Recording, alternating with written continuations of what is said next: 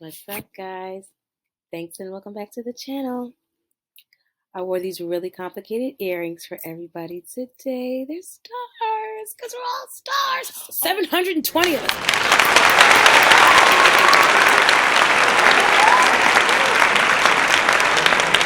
So, as you can see, today we're going to do something totally cool and different. And hopefully this video gets to stay, guys. You know what I mean? There's all that copyright stuff. But we're going to totally just check out TikTok together. So that should be totally fine. Even though that's all I did in that one video months ago. All right, wait. All right, cool. All right, so sure. Sorry, guys. Okay, so before we move forward, no, this is not paid promotion, but I absolutely want to bring up the fact, because if you guys checked out my Il Maquillage trip video, wait. Remember Spoiled Child? Don't look at my fingers, okay? They is mersed up. I DIY'd myself out of commission. Spoiled Child. So Spoiled Child is the nightly moisturizer that I've been using. And first, you can't use it every night. You have to use it like every other night, they said, to kind of like get the groove of it. And I totally got that. Because I didn't read the directions at first. And I totally felt like my skin was getting inflamed. So then I stopped for like 3 days completely. So then I read the directions and it was like, oh, you need to kind of like ease yourself into it. So it's like, use it every other night. So then I actually use it one night and then don't use it for 2 nights. And then I use it on the 3rd night. And yeah, I feel like my skin is like really nice. Yeah, I mean, so I guess like I kind of stay up late a lot of the times, and I need to get more sleep. Like I told you guys, that's the best thing is sleeping water and putting actual fruit in your face. Don't forget to sign up to consumer.com where you can get those monthly fruit and vegetable face beautifying tips. So, but yeah, Spoiled Child, that's by Il Maquillage, and that's the makeup I'm wearing today. And it matches my neck pretty closely. But what are you gonna do? So yeah, guys, that's that for that. And that's like my first product investigation, really. And so I'm sorry if it was like I didn't really get all into it, but it's like an ongoing investigation, right? And it's like I am like, you know what I mean? I'm the thing. Do you know what I'm saying? I'm the data. So as you see me on here and you see if it's messing up my skin, then you know not to buy that shit. Okay? So it's an ongoing consumer product investigation. But yeah, so we'll see what goes on with this. But this is the thing I'm going to be using. So, all right, let's move forward. We are about to react to the creepiest clips, right? So I'm going to go, we're going to go to TikTok because I think, all right, guys. So we are reacting to Creepy TikToks episode 1. Yeah. Things that bother you, they never bother me. I feel happy and fine. Yeah, that's the first thing I looked Haven't got a lot, I don't need a lot. Coffee's only a dime. Living in the sunlight, loving in the moonlight, having a wonderful time. I mean, that could be sad. Things that bother you. It is 1:03 a.m. Please don't do this. This is not the time, sir.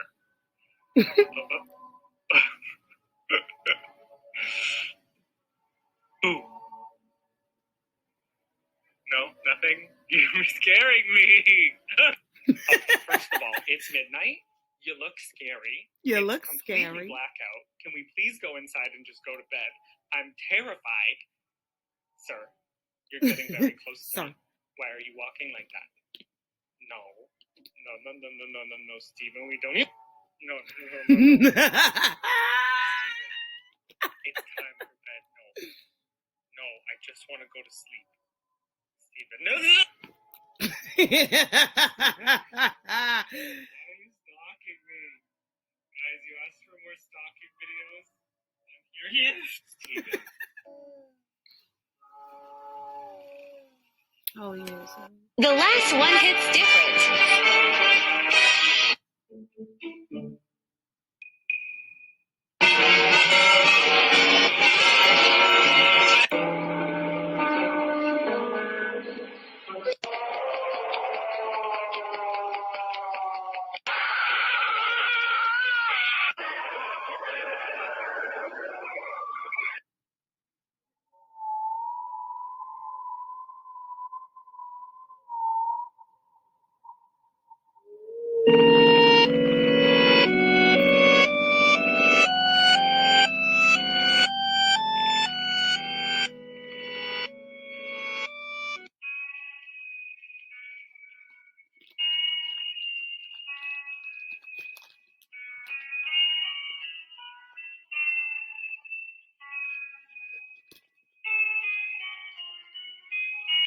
The last one hits different.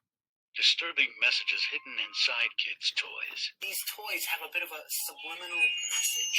Every one of these little cute things is exactly the same thing. Sounds like gibberish, but if you listen closely, they all have a hidden message. The hidden message he claims they're saying is sort of right in the middle, so don't listen to the beginning, don't listen to the end. I can't deal with it, y'all. Scary video from the internet.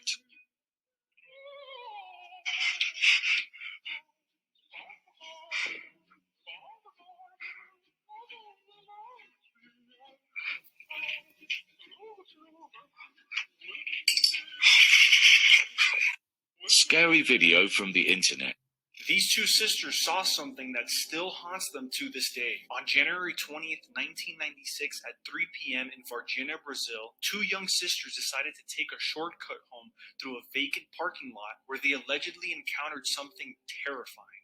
They came across this ugly-looking creature described as having large red eyes, oily brown skin, V-shaped feet, and 3 rounded bulges on its head. Many people compared this being to the mythical Latin American creature known as the chupacabra.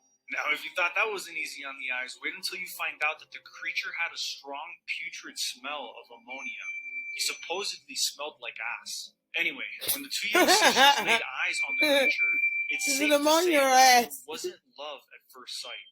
The creature spooked the bejesus out of them, and so they ran to their mother to explain to her what they had just witnessed. Now, prior to their sighting, two farmers, a woman and her husband, woke up to their cows going nuts outside, and to their surprise was a strange object in the sky the size of a bus, which was emitting smoke. Later at 6 p.m., two police officers spotted a bizarre animal collapsed on the road. An officer named Marco Cheriz scooped the creature up and took it to a local hospital which contained a special quarantine area. Animals were dying at the local zoo without any explanation, and weird shit was just going down. But it gets weirder. Almost a month after the incident, the police officer Marco Cheriz that picked up the creature passed away in a local hospital. It was reported that he developed an abscess and flu-like symptoms right before he died.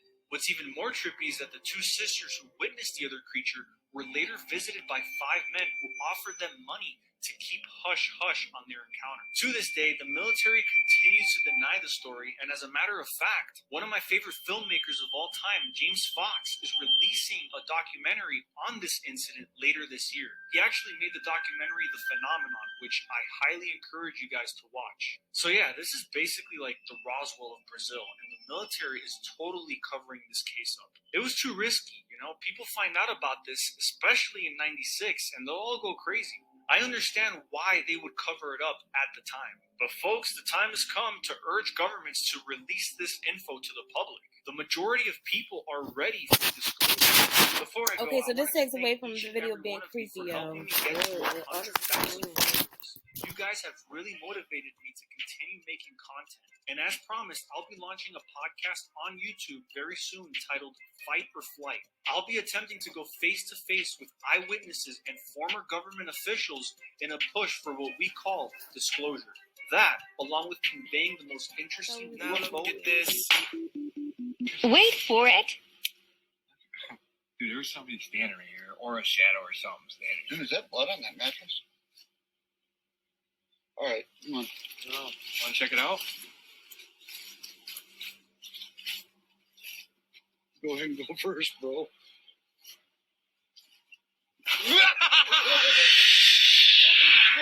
No shit, go. Now look at this.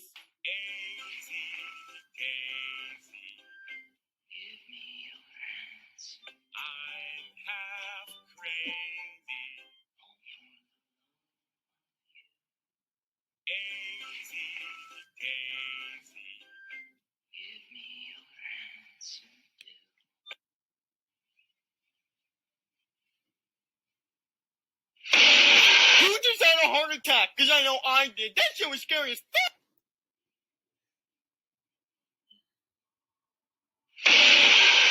These toys have a bit of a subliminal.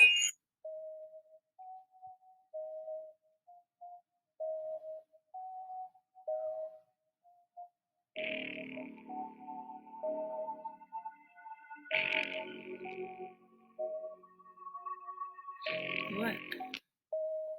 What about the spiders?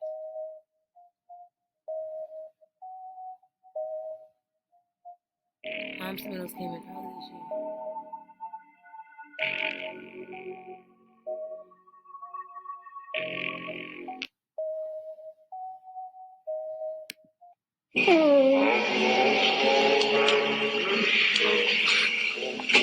Who is there? Huh? Who is? Oh my god. Oh.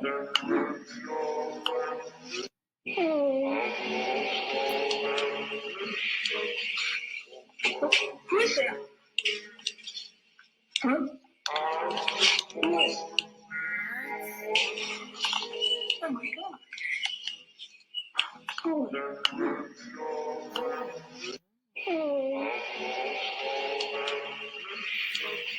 Does a photo like this make you feel uncomfortable?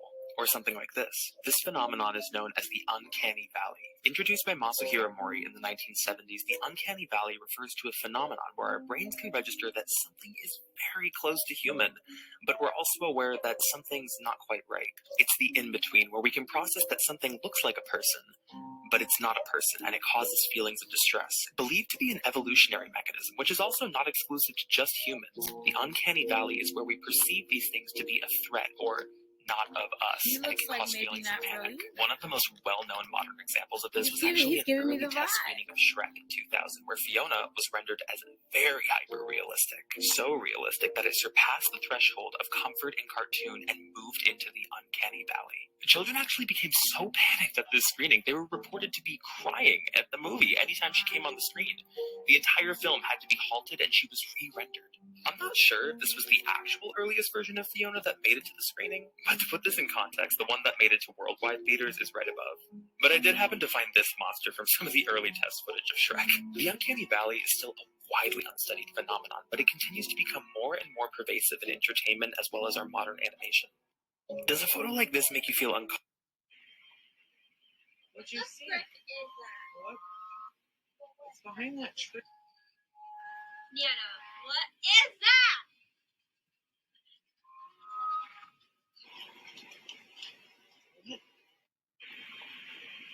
What you see? Is that? What? What's behind that tree? Nana, what is that?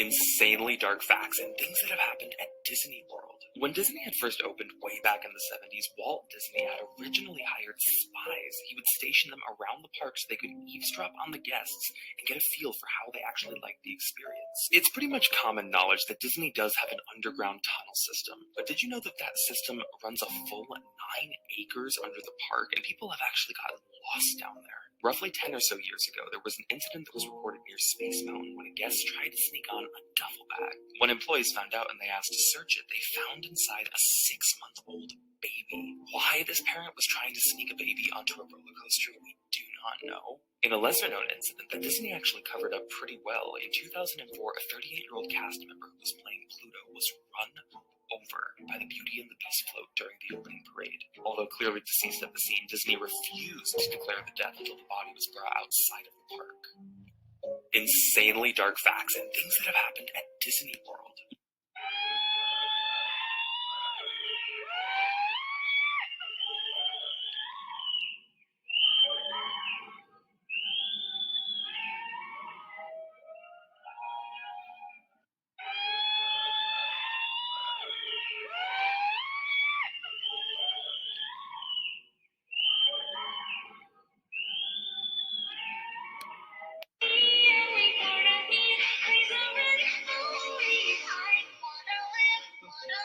Ma. Ma.